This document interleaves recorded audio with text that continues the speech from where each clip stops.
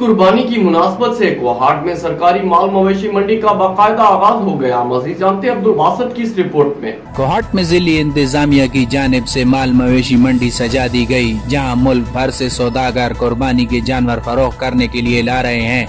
सौदागरों का कहना है कि पिछले साल के बनिस्बत इस साल जिली इंतजामिया ने सौदागरों को माल मंडी में बुनियादी सहूलियत फराम की हैं।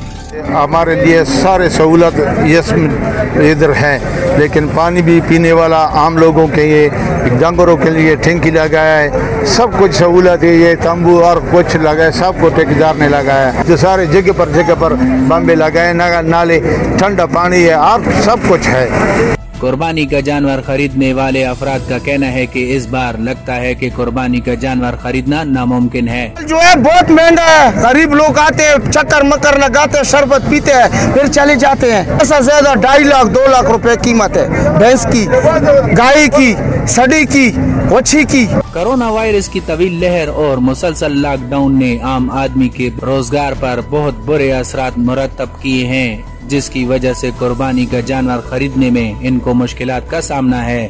अब्दुल बासित, राज न्यूज़, कोहाट।